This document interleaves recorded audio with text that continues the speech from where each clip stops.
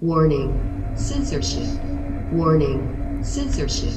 Warning, censorship. Warning, censorship. We still put that warning on the front of our discussions where the subject of the pandemic comes up, because as you may know, YouTube will deplatform you if you have wrong think on the subject. They suspended our channel for a week because we had wrong thinking about Donald Trump. I'm not kidding. I won't be surprised if they completely suspend our channel soon enough for wrong think about whatever the issue of the du jour is, which is one of the reasons why we're streaming not only on YouTube, where we like to connect with our 1.45 million subscribers, but also on newer platforms. Right now, I'm delighted to tell you that we have 489 people watching us on rumble.com. Hearing in my ear that we may have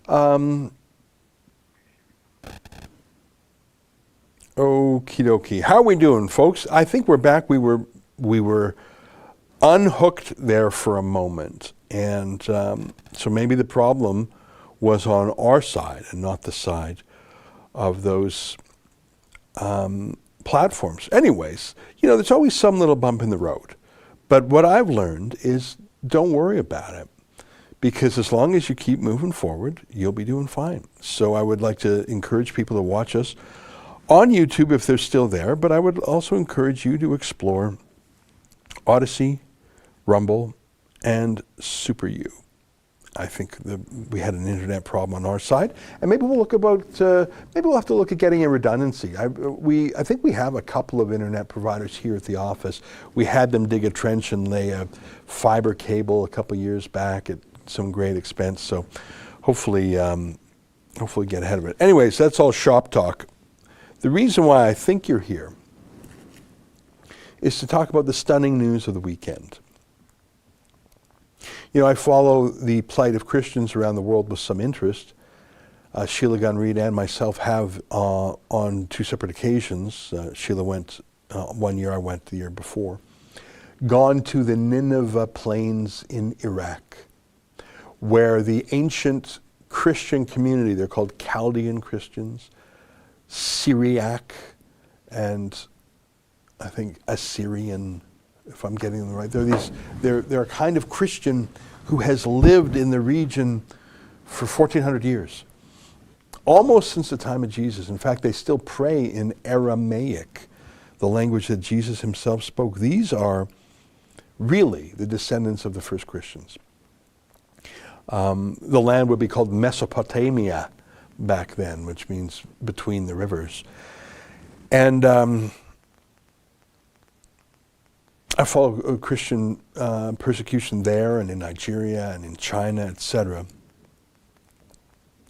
And I can't name for you, maybe I missed it, a Christian pastor anywhere else in the world who has been jailed for opening his church. Can you?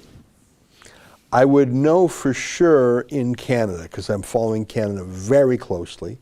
I know some Christian churches have been fined and charged, but I am unaware of any other Canadian jurisdiction besides Alberta to actually arrest and jail Christians. Do you? I follow America fairly closely, not as closely as Canada, and I'm unaware of any Christian pastor there. In fact, recently the U.S. Supreme Court has ruled against punitive anti-Christian lockdowns, striking down, for example, anti-Christian health orders in California and I think Massachusetts. I follow the United Kingdom out of the corner of my eye, and right now we have a journalist over there named Lincoln Jay.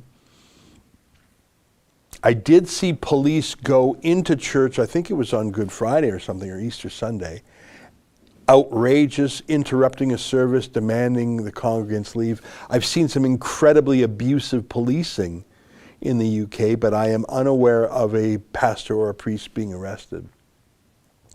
Finally, the rest of the world, where I mean, you cannot follow 200 countries closely, but I think I'm tracking enough sources of news that if there were a Christian who was arrested in the European continent, or frankly other continents, I think I would know.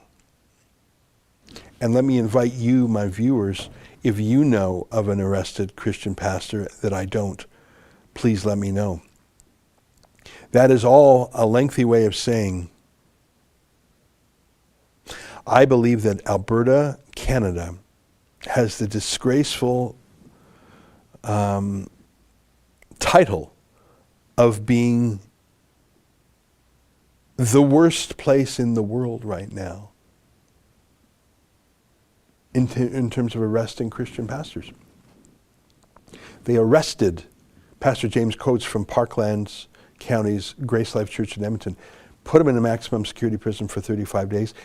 After he came out, the police raided his church, expropriated it, put a fence around it, and have a 24-hour day garrison there. He's currently leading a church service underground in secret locations every weekend. And this weekend,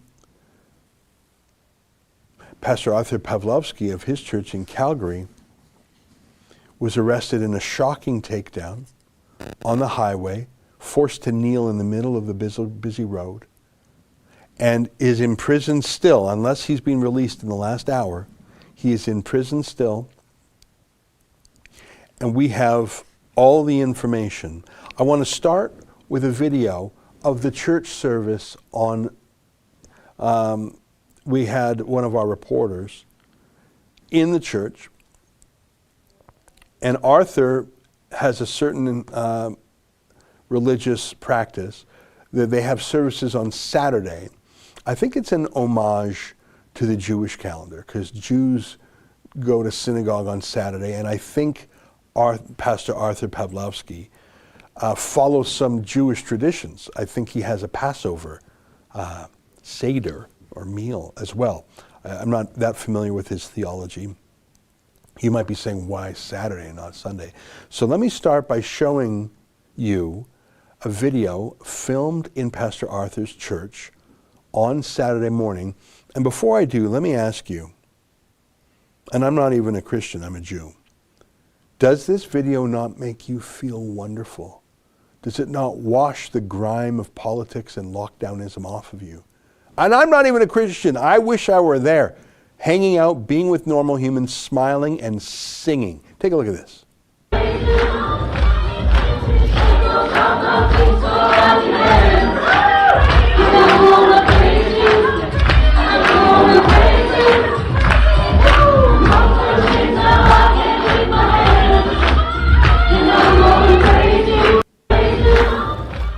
We got to get K2 to hold his camera sideways. And they put the words, I think they had the words up on the screen there, because I don't know the words, but I would sing, I'm gonna save you, I'm gonna save you. I would sing too loud, because you want the best singers to sing the loudest, and you want people who sort of mumble or off key to sing a little quieter. I'm the worst of both worlds. I sing loud and off key, but I think that's okay. Because I wish I were in the choir. Save you. Play that one more time. I feel great looking at that. Happy people singing together, shoulder to shoulder with strangers, not, 6 feet apart. Oh, where's your mask? Oh, I'm going to look at. Do you not want to be there? Take a look.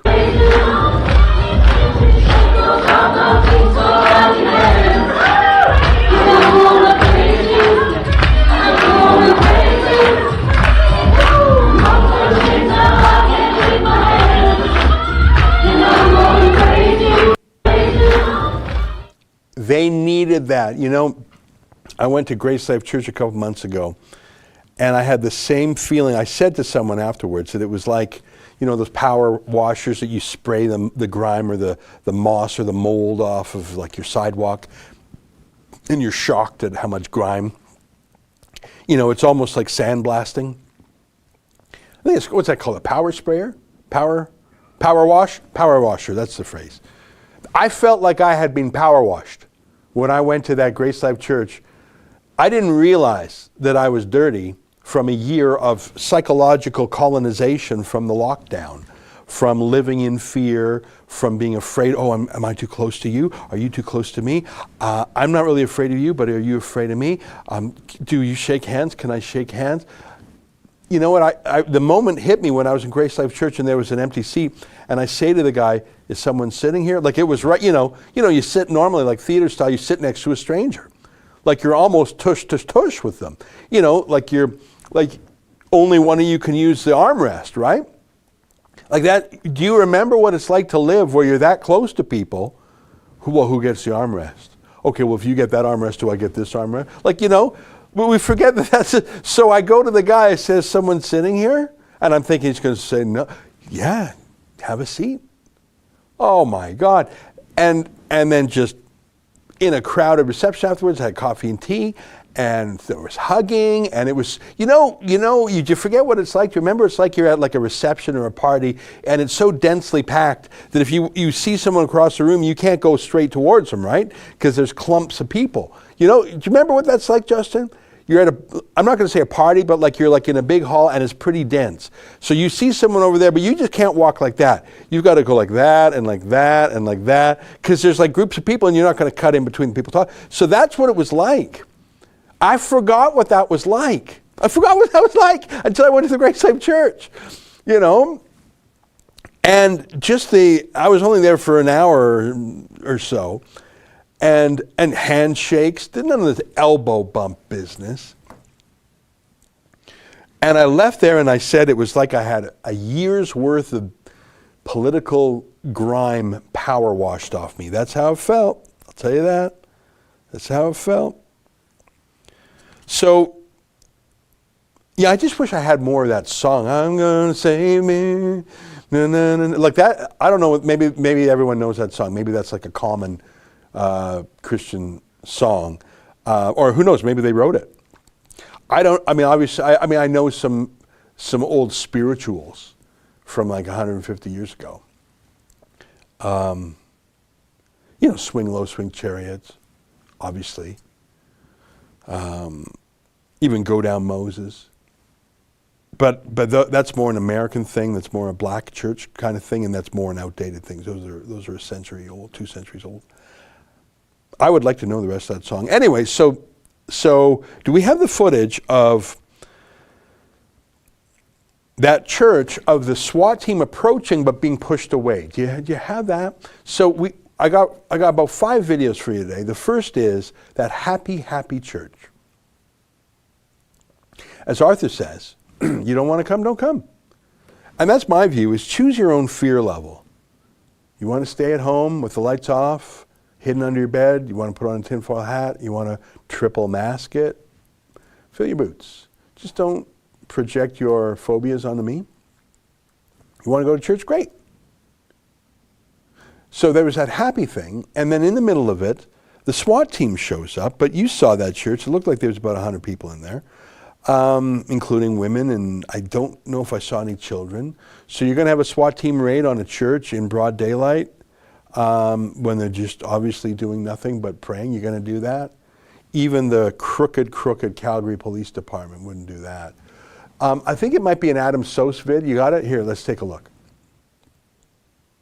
Get out of this property. Immediately get out. Oh, I don't mean this one. Sorry. Yeah.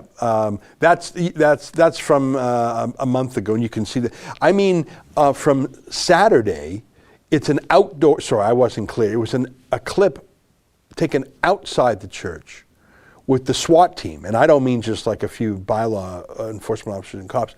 I mean an actual SWAT team. It might be on Adam Sosa's Twitter feed or K2's Twitter feed. It's outdoors. It's like right after that singing and dancing. And they drove them away. I know I tweeted it too. Here we go. Let's take a look at it.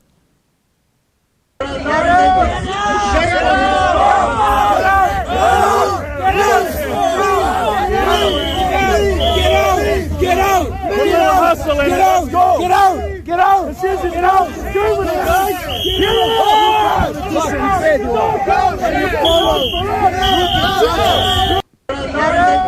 Get out! Get out! So the police did in fact leave, but they were coming ready for action. So they let the church service conclude. People went home, including Pastor Arthur Pavlovski and his brother David, spelled D-A-W-I-D, but in Polish you may know the W is pronounced V. So it's not Pawlowski, it's Pavlovski, right? And so when you spell David, it's not David, it's David. I think. I don't know any Polish, but I'm pretty sure it's Pavlovski, David Pavlovski, David and Arthur Pavlovski, so they're brothers. And I'm not sure if they're identical twins. They might be twins, for all I know, because they look similar.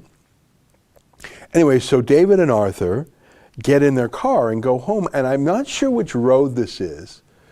It's a major road in Calgary. I can see an off-ramp to Deerfoot. This might be, I don't want to guess wrong, but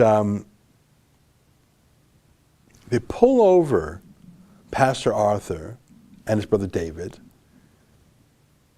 with a swarm of police vehicles, like half a dozen. They extract him from the car and make him kneel down in the rain in the middle of a very busy freeway, right near an off-ramp where cars are switching lanes. And they don't block off the road. Why are you forcing him to kneel anyways? What's he doing on the street anyways? You've got 10 cops with extremely heavy weapons. Yankee pointed out one of them had a 30-round magazine for an automatic weapon. What are you doing with 30? You expecting a shootout with El Chapo or something? You here to take down Pablo Escobar or something? You don't go out with that 30-round mag normally. You put that on today because you think that's what's happening today? You think it'd be killing 30 people? Who? Women and kids at the church? Arthur on the street? Like, what are you doing packing a 30-round mag? And what do you do? So overwhelming force, obviously. He didn't resist arrest, obviously. So why is he in the middle of the road? Who put him in the middle of the road? Why is he in the middle of the road? Why is he kneeling down in the middle of the road? Why did you not close off the road? You know, a car swerves over, the two cops that are standing might jump out of the way. Why is he on his knees? Is it just to humiliate him in the eyes of the public? Is it to humiliate him and break his own spirit? Or do you actually want to kill the guy? Is that why you put him in the middle of a freeway? Take a look at this outrageous footage. Get you to stay in the car, sir. Stay back. If you're not recording, it's backwards. Right one more.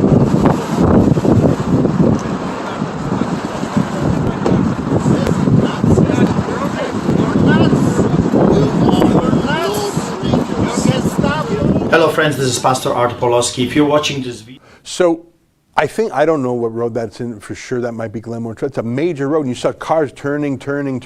Why is he in the road? Do we have a longer clip of him? I think that was from the cold open, right? Can we play the more extended video of him, like just a minute or so? Like him being dragged away and then his brother being dragged away? Some people online have said, hang on, what's with the change of clothes? No. The guy who's dressed more formally is Pastor Arthur Pavlovski. The guy who's dressed, I'll say business casual, is his brother David. But they look so similar and they were both arrested at the same time. I've just had some people say, why the change in clothes? What's going on? Well, it's two different guys. Let me know when you got that. There's a few clips out there. I just want to show the one that's slightly longer so we can... Okay, let's take a look. If you're not recording, it's backwards. Right one more.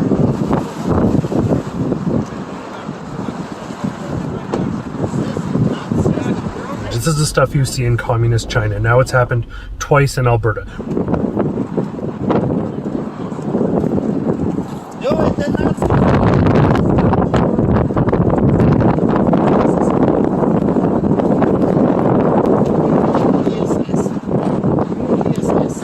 For Rebel News, I'm Adam Sos.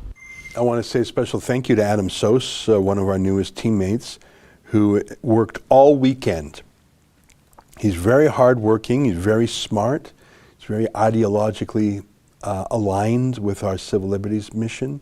In fact, he came to us from the Justice Center for Constitutional Freedoms which is the other Canadian civil liberties group that's fighting for freedom. So he's a real catch for us, so to speak, and he works really well with our new Calgary videographer, K2 as we call him, and of course Sheila up north, and we've got a new contributor in Edmonton named Daniel Day.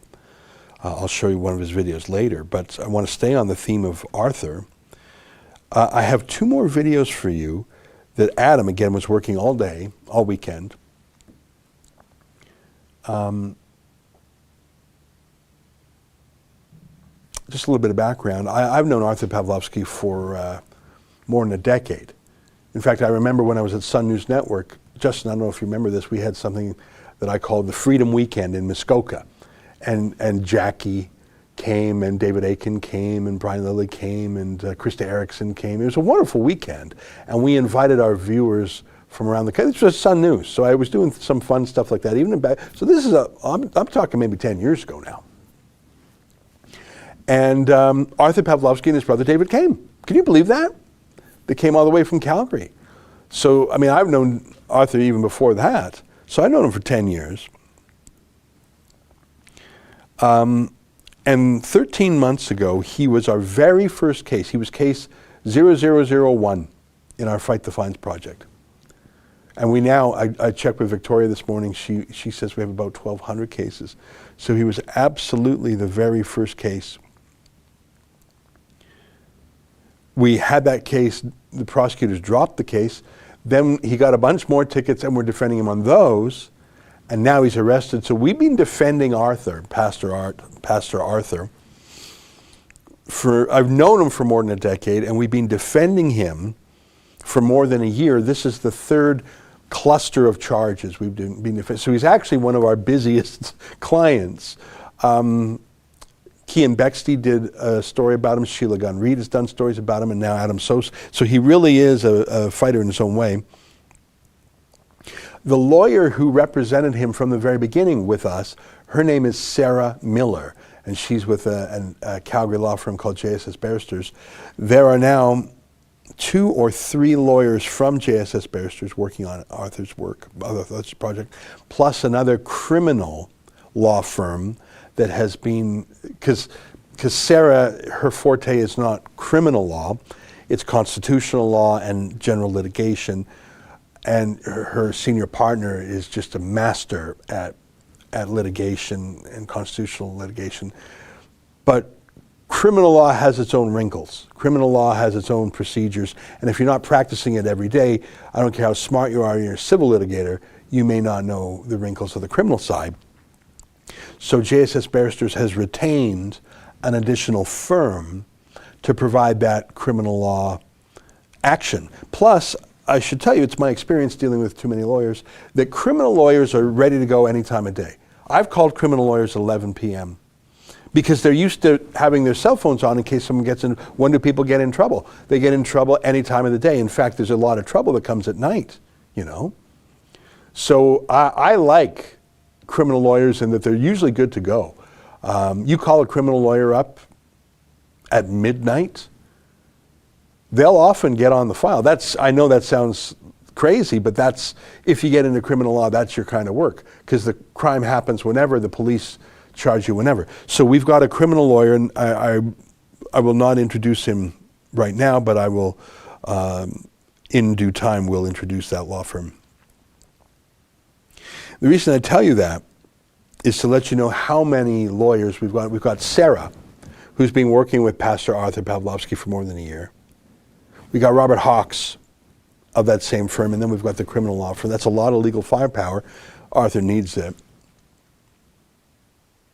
They were alerted to that takedown arrest quite quickly, not by the police, but by others.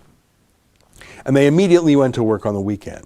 And that was like early afternoon, so this isn't like a midnight call, it's a daytime call. Okay, let's get on it.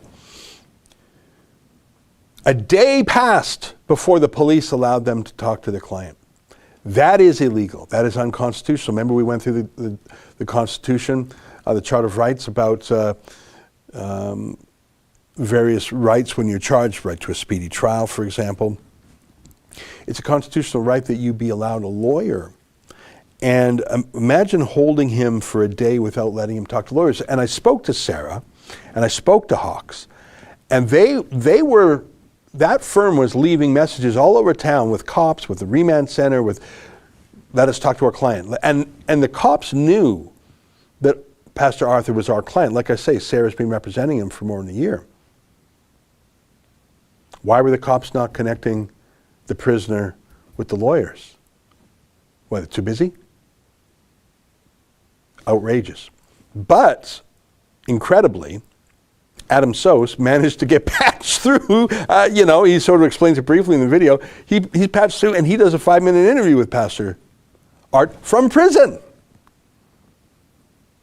Without any commentary, without further ado, take a listen to this 5-minute interview between Pastor Art in prison, the remand center, maximum security, and Adam Sos. Take a look.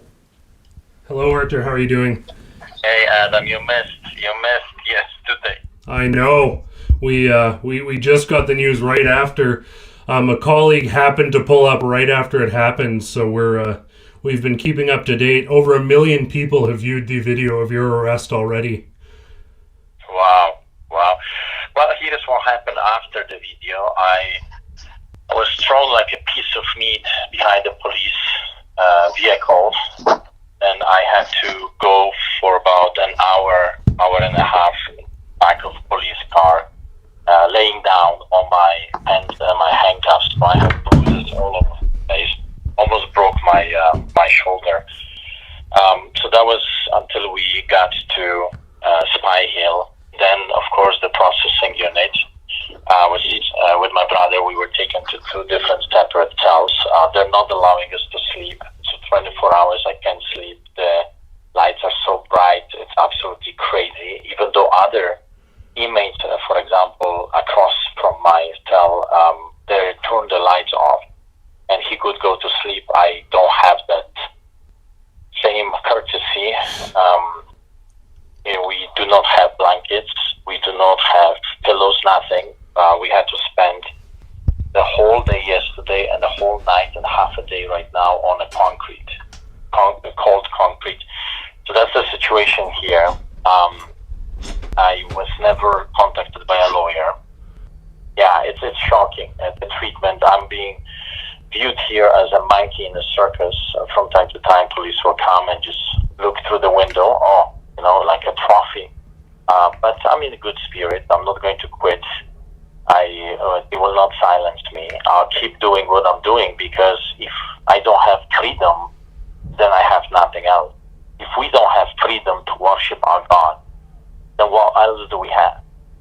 All the rights around the world, if you don't have the freedom of religion, all the other rights are disappearing as well. We have to stand up. And Christians, rise up, stand up right now. I mean, if not now, then when? I know that some people don't like me, and I say quite often, don't like me. I'm not here to win a popularity contest, but I'm a pastor that is feeding the poor for 22 years without charging money for taxpayers, without asking for anything in return. And I also pastor another church, and people come freely. I don't force anyone to come and listen. People come because they're adults and they want to come. And for that terrible crime, I was handcuffed, roughed, thrown like a piece of meat behind the police van and taken to jail, where I'm standing because I can't even sit anymore. How long can you sit and lay on the concrete? So I'm walking around the cell waiting for my release so I can file my lawsuits against those people, because that's what I want next. I want to start going after those villains. They're villains. They're wicked, evil people. What they're doing is evil. I think Jason Kenya have become his political prisoner because he's afraid of the movement. We have now thousands of people rising up. We have 11 candidates in our own church, and more are coming. I think they're afraid that we're going to clean the corruption. They're so corrupted, and we're talking about corruption, and he decided to arrest me as a political prisoner to silence me.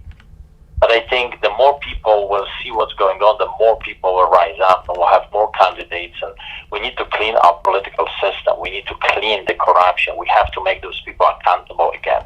We have to bring back the recall, the real recall, so people can recall their politicians. We have to bring back the referendum so people have back their voice, so they will feel included in the main key decision making. Not right like we have right now. Few people are deciding how we are to live and how we are to die. That's unacceptable.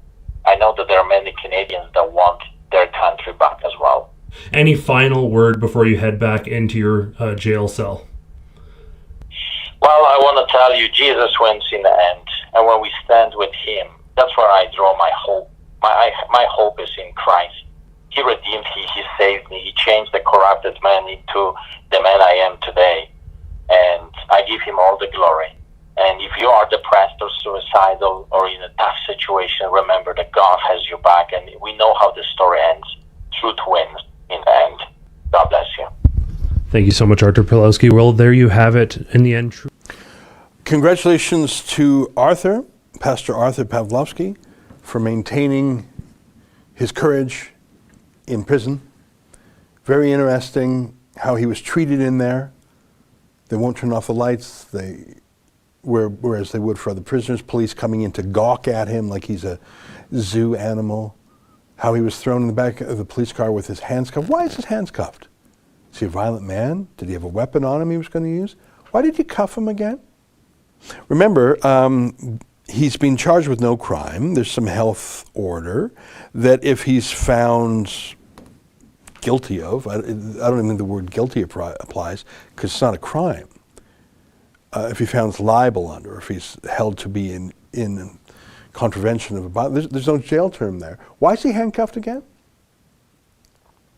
And you heard he was lying on his handcuffs enough that he thought he was going to break a bone or something, or dislocate his shoulder, he said something to that effect. Why is he in a prison jail cell with maximum security with, violent offenders, other than to humiliate him? Well, we just put up a video a couple hours ago. I mentioned Sarah Miller, the young lawyer in Calgary who's been working with Arthur for over a year. Here's an interview Adam did with her. Now, we just posted it today, but this was recorded yesterday. Take a look. Adam Sos here with Rebel News, and I am here with Sarah Miller of JSS Barristers. Sarah Miller is Artur Pavlovski's legal counsel, so she's going to give us a little bit, as much as she can, of an update as to what's going on with Artur Pavlovski. Yeah, thanks, Adam. So Artur was arrested yesterday, as your viewers saw, on the side of the road. We have a legal team who's been trying to track him down. We finally heard from his brother David, who was arrested at the same time under the same court order. We're currently trying to set up a bail hearing. We're in contact with the bail office with the Crown Prosecutor. We're trying to get him out of jail. We're trying to get him released on a summons, which is permitted under the Queen's Bench order that he was arrested under. His detention so far has been quite bizarre to us. We can't understand why he hasn't been released yet. We can't understand why it took them so long to get him in contact with his legal counsel.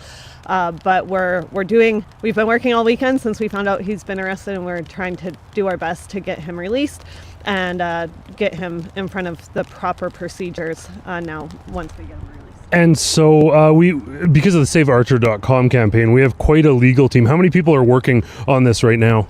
Yeah, so we have 3 lawyers right now, me and a partner from my office at JSS Barristers. We also have criminal law agent lawyers that we've are cooperating with right now to also work on the bail hearing. So we've got 3 to 4 lawyers at any given time, plus our staff and paralegals and stuff who are also helping us.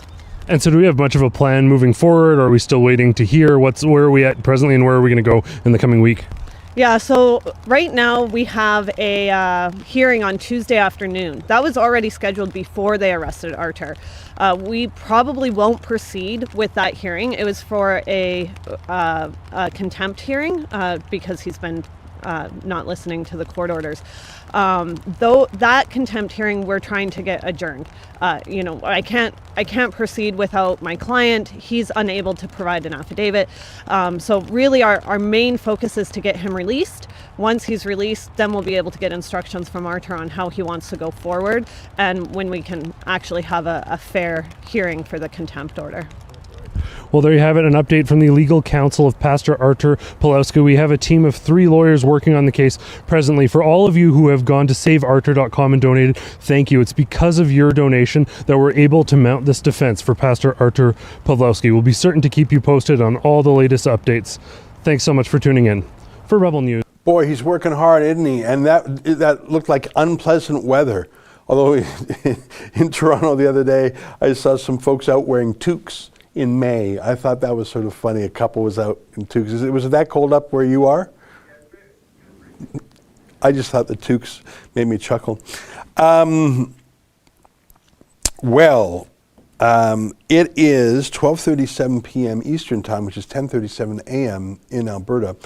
I was just checking, and I have not received any news on Pastor Arthur's case today. As you heard from Sarah Miller, there was a scheduled court hearing tomorrow, but you also may have heard her say, obviously she can't have that hearing if her client can't come, and they're not even, I don't think they've even had a meeting with the client yet. He can't sign an affidavit, he can't do all these legal preparations. They banned him from interacting with his lawyer. Again, I say that's unconstitutional. So an adjournment, that's a lawyer's way of saying put off for a period of time. We're adjourned, that means to the day, adjourned till this day, or adjourned, they use fancy Latin, adjourned sine die, that means to no particular day. So it's not good to have an adjournment because he's in jail, right? Why should he languish in jail? Because the cops are making it hard for Arthur to talk to his lawyers. Why should he languish in jail? Why should the delay redound to his discredit? Why should the cops be able to unilaterally keep him in later when they're the ones violating his rights? I tell you, watching that again, that busy road, I think I know what road that is. I want to double check. That is a busy road. It's like 3 lanes each way over top of Deerfoot, which is 3 or 4 lanes each way. 2 of the busiest roads in Calgary. I grew up there. And why is he in the middle of the street? How did he get there? He was under police control from the minute they pulled him over. They had overwhelming force. They had their SWAT team there.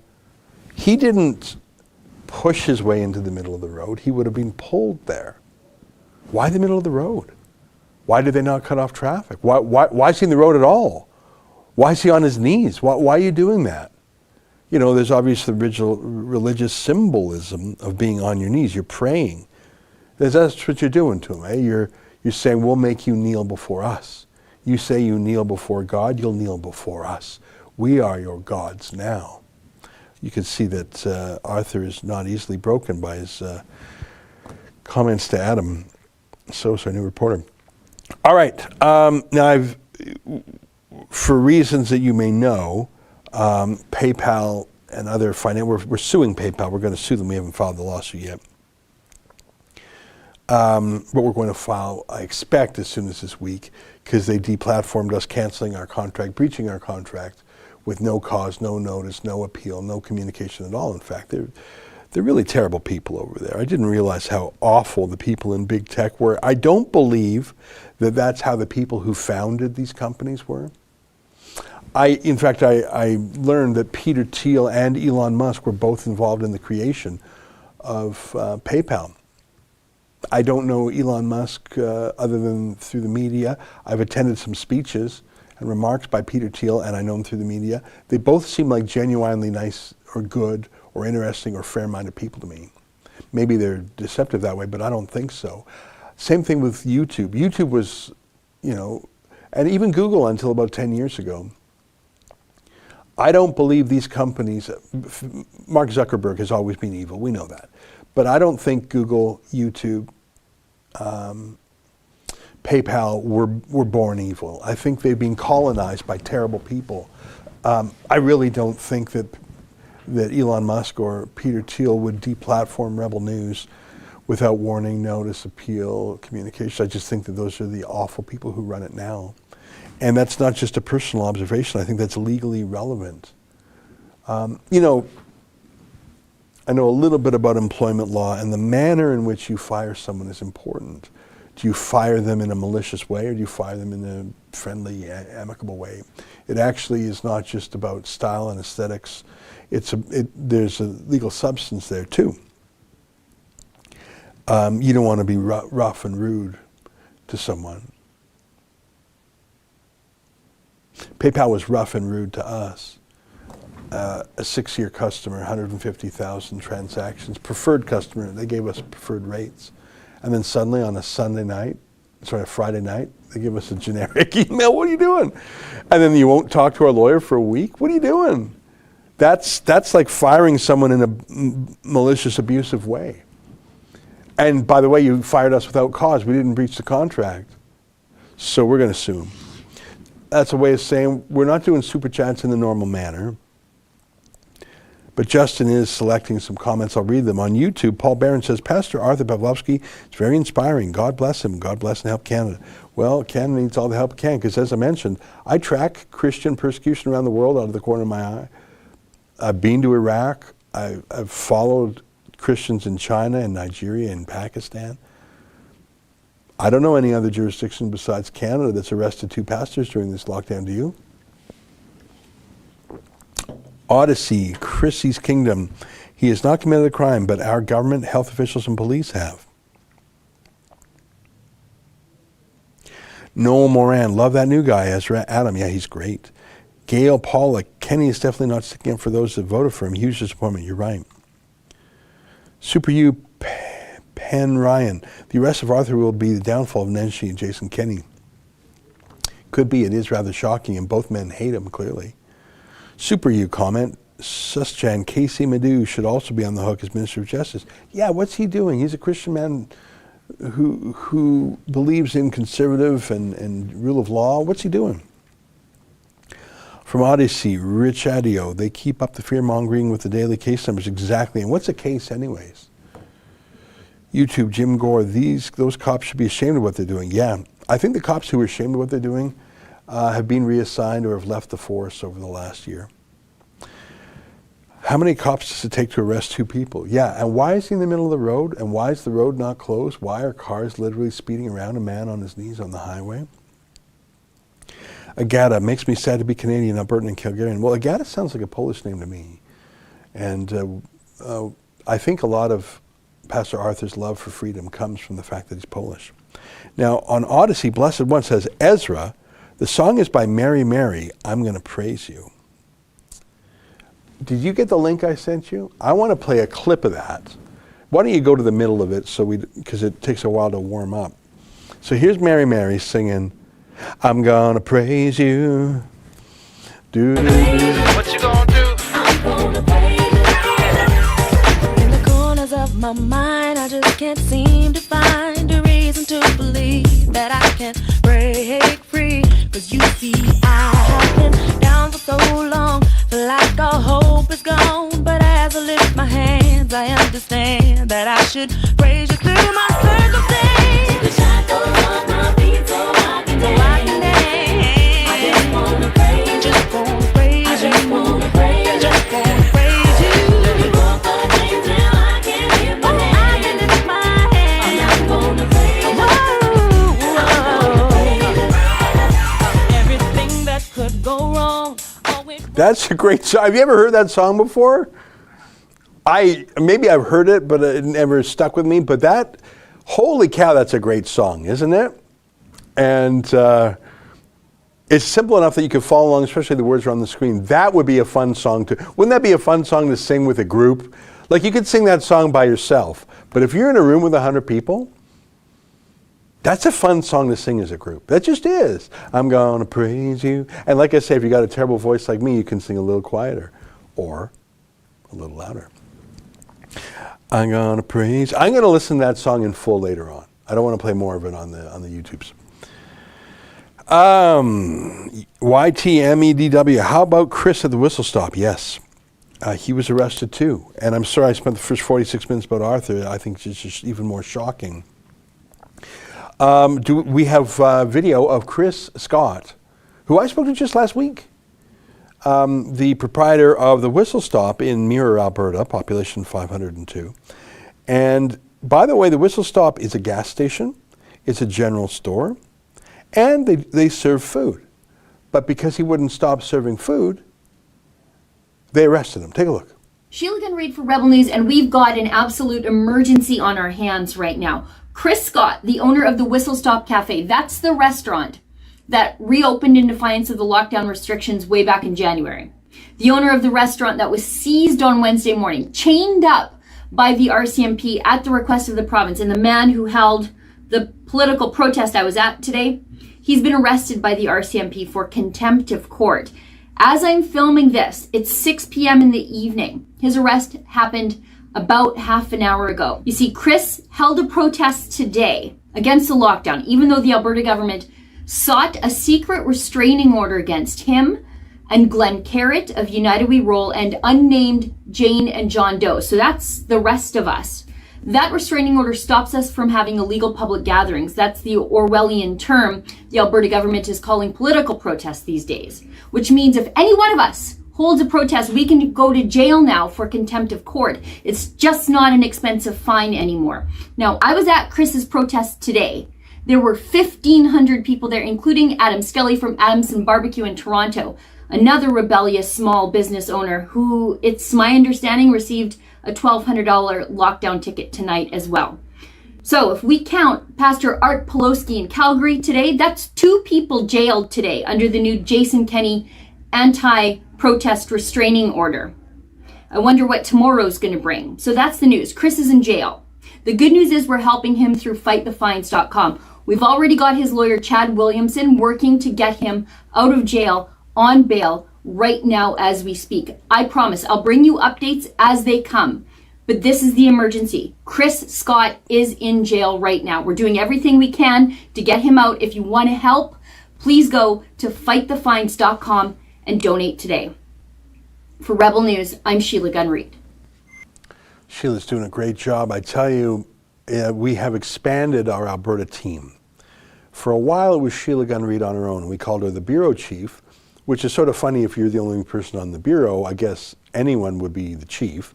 But over the course of time, not only has she become the Alberta bureau chief, she's become the chief reporter. So she's the lead reporter for our whole team, which is quite meaningful. And in fact, she reviews a great number of the other reporters' work, and she helps onboard new talents, which is excellent to help teach them the rebel ways. But these days, Alberta actually is a bureau, and second only to our Ontario bureau. We have Adam Sos, who's just doing great on the Pastor Arthur story. We have a fellow we call K2, because his name is Kian. I had never heard anyone named Kian before we met Kian Bexley. I heard of Keanu Reeves, but I'd never heard the name Kian before until Kian Bexley. Kian Bexley is independent now, and we have a new fellow in Calgary, videographer, who's also named Kian. 2 Kians in a row from Calgary. I had never heard the name before, so we affectionately call him K2. So we got Adam Sos, who you've seen, we got K2, and we got young Daniel Day, just turned 18, up in Edmonton. Can we pull up Daniel Day's latest vid first? I'm trying to remember what it was. You know, we have so much stuff coming out these days. I sometimes don't watch it until it's posted, and sometimes I don't watch it for days later, and I'll be honest, there's some videos I never even have a chance to watch. I'm quite busy myself, but we're putting out so much quality stuff. Just a quick shout out to the 1,783 people watching us on the YouTube censorship channel, 82 on Super U, 97 on Odyssey. And I was just sent a very interesting chat.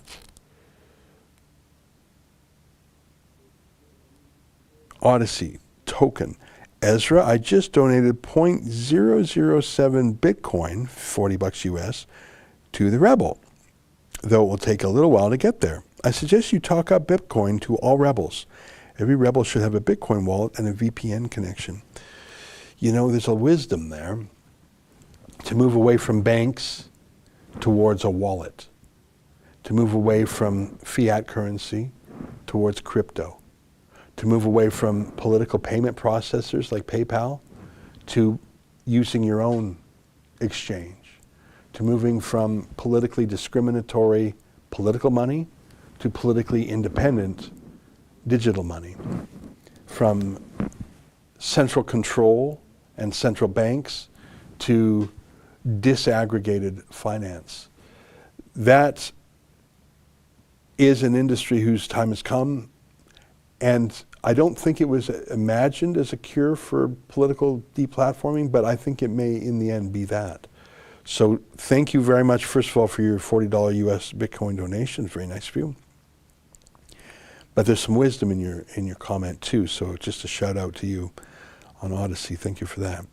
Do we have a vid from Daniel Day? Because we'll get it ready in a minute. So my point is, Sheila Gunn Reid, when I said she's Alberta Bureau Chief, that's actually taking shape. In Calgary, you got Adam and K2. In Edmonton, you got Daniel Day and Sheila. That's 4 people working that province. There's so much news going on. Literally, while we were watching I'm Gonna Praise You, that's in my head now. That's in my head now. And I love those ladies who sing it. I don't know, I didn't catch their name, but I've got the link. I'm gonna, you know what? I might look for other versions of that song. I bet you that song's being done by choirs. Wouldn't you agree? I bet that song is being, like, there's some fun songs that you have, there's these massive choirs. Like I think there's one called Choir or something. Anyway, here's our latest video from Daniel Day, who's our youngest rebel up in the city of Champions, Edmonton, Alberta. Day here with the Rebel. It is Saturday, May 1st, currently at the Alberta Legislative. We have the Open Your Churches rally behind us here. The churches have been restricted to 15% fire code under the Alberta governments. We have many Grace Life congregants here today. It is not their rally, but they are showing support since the recent controversy around their pastor, who was arrested and thrown in jail for 35 days. They now have a fence around their church that they cannot get into. We are out here today to show support and get other churches to open up. Let's go check it out. The earth shall then be truly free. There was a group of people that were organizing a rally just to encourage other churches to open up, to acknowledge the Lordship of Jesus Christ, and basically to let the government know and let everyone know that church is essential and that we will gather. I came out to support the churches. I think what's going on in Canada is has crossed the line. I think everyone in the beginning saw this virus and didn't know what it was. But when they start coming for the church, when they step in and want to take away our rights to be able to worship in our church, they've crossed the line. And I'm here to support Grace Life, here to support all these churches that are here that want to be open. I'm here to support because church is very important for the community, for the nation, for every livelihood, because me personally, I grow in a church, so church is very important than any other, I would say, because the church deals with the spiritual, mental, and emotional health of the community. So it's very important the church should be open. Well, I came out looking to be in a community of people who are standing up for their rights to live their lives in the best way possible and to remain healthy in body, mind, and spirit. I had no idea this was part of the gathering. Totally cool with it. However people want to worship is up to them. And I had thought and will probably attend the other kind of rally that's happening today. For sure, the March for Liberty rally. Yeah, I'm heading there as well. I mean, this is beautiful. Lovely to hear people's voices, lovely to see people together, not a mask in the crowd, gotta love that. Feels like normal. Well, if there is such a thing as normal, it feels like natural. I like to use that word. It's natural to gather. It's our nature. It's who we are as humans. It's our nature to gather. It's our nature to sing. It's our nature to hug. It's our nature to be with our families. It's our nature to speak. It's our nature to say no when no is what needs to be said. Ruler of all nature. What do you say to the churches that aren't opening up?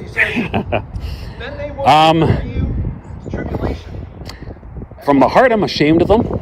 I think that they need to stand up. The Bible says that we need to follow God and not man. And they always use Romans 13 about, obeying the government and stuff, which is right. We should, to a point. When they cross that threshold and start basically, ruling what the church does within their building, within what we worship, then no, they've crossed the line, and that's, we have to make a difference. We have to stand up for our rights for that. I guess I can sympathize with their cause, but I would really encourage them to open. One of the tactics that the government is using against us is that they are using the churches that are refusing to open to say that if this was something that was needful, that all churches would be open. So I would encourage other churches to open, because it's actually bringing harm and more attention to those of us that are willing to open our doors. For sure. Why do you think Jason Kenney has switched up and decided he wants to close down their churches? I think Jason Kenney sadly has been looking at it very pragmatically, and he's gone away from his roots as a conservative. I don't think he's a true conservative anymore, and things that he said in the past, which we've agreed with, promoting religious freedom, sadly he's turned his back on us. And so I would say to Jason Kenney that we pray for him, that we would encourage him to do what is right, and to repent and believe the gospel. Among other things. That's young Daniel Day. I think he's doing a good job. He's our youngest rebel. He's actually been helping Sheila out week after week at Grace Life, including when Sheila has had to leave the area. Sheila can't be everywhere at once, so now she's got 3 other folks in the Alberta Bureau with her. It's 12:58, so I don't want to open up anything new. But I can tell you that we have more coverage of Pastor Arthur planned. As I said in our staff meeting today, you can't trust anyone else on the Pastor Arthur story. The media party hates him. I saw one Calgary Herald story called him racist. What? I've known him for a decade. There's not a racist bone in his body. He's anti-racist. He works with people of every races. He works with the destitute homeless, people so low in life that they're not even allowed to go into the homeless shelters because maybe they have a drug addiction or they're drunk or they're, have other issues. No one's too low for him. And unfortunately, amongst that population, there are people of every background. I'm not going to characterize them, but you would not help those people if you were racist, because they're of a variety of backgrounds. Imagine that, the Calgary Herald smears Pastor Arthur Pavlovski's race. I know that's not true. I've known the man for a decade. I've watched him say hundreds of things, and every single day he works with visible minorities. They had no proof of it. They had no proof of it. They had no quote. They just said it. You cannot trust the media party on Arthur Pavlovski. You cannot trust the police. Look, it was like they were taking down El Chapo. You cannot trust, I don't know, would I call that the court system? How's he being held for more than a day without a meeting with his lawyers? Why isn't he out on bail yet? He's not charged with a crime, by the way. Who else are you going to trust? We have to cover that story. I don't trust anyone else. The only person I trust to tell me what's going on with Arthur Pavlovski is Adam Sos or other rebels. I simply don't trust anyone else. You trust CBC? Trust Global News? Trust the media party? I'm sorry, I don't. I feel a little bit like I felt 3-4 years ago when I was going over to the UK to cover Tommy Robinson's trials. I'm sorry, you can't trust the rest of the media because they hate him. You can't trust the rest of the media on Pastor Arthur because they hate him. They say so. Hey, can you go back? I did this the other day. There was a CBC reporter. He's a photographer. He's a freelancer. This would have been on Saturday in my feed. Do you know how to search from Ezra Levant? Photographer would be the keyword. And then sort by latest, if you know how to do that. So I'm scanning for news because we have our Adam Sos and we got our K2 and we got our people. But okay, it's a big story. Someone could be physically somewhere else. What are the other media saying? So I come across this tweet by a freelance photographer who works for the CBC amongst others. And I just thought, I got to screenshot this because I bet he's going to delete it. Yeah, perfect. this photographer works for Trudeau's CBC state broadcaster, but you knew that because of the joy he expresses to see a man arrested at gunpoint for going to church, except it's fake news. That's not Arthur Pavlovski, it's his brother David, who was arrested at the same time. So here's the tweet that Rod Maldener wrote, and he's since deleted it. This is the image of the day. Pastor Arthur Pavlovski being arrested today in Calgary. Being a jerk has its consequences. He doesn't seem to be laughing now. I bet he's yelling, "Get me out!" Next up, KJJ when he goes to the remand to protest. Well, first of all, that's actually not Arthur Pavlovski. It's his brother David. You know, fake news, whatever. It's the CBC. Good enough for the CBC, right? But listen, I understand getting that wrong because the two brothers look quite similar. But his joy, being a jerk, this is a CBC photographer. He's a freelancer. He works for the CBC. Being a jerk has its consequences. He doesn't seem to be laughing now. I bet he was yelling, "Get me out." Ha ha ha, sucks to be him. So let me ask you, my friends, if that's a mainstream media journalist covering the story, can you possibly trust what he has to say? You can't. You can't trust what that guy has to say. I don't think you can. I mean, factually, I just pointed out, he's not even identified the person being arrested correctly. That's David Pavlovski. But putting aside the fact that he's got a factual error, he tells you how thrilled he is. He's delighted with the fact that a Christian pastor is arrested at gunpoint, humiliated on the street, and is dragged away to jail. He's not laughing now. Actually, I haven't heard Pastor Arthur Pavlovski do a lot of laughing with this whole thing of you.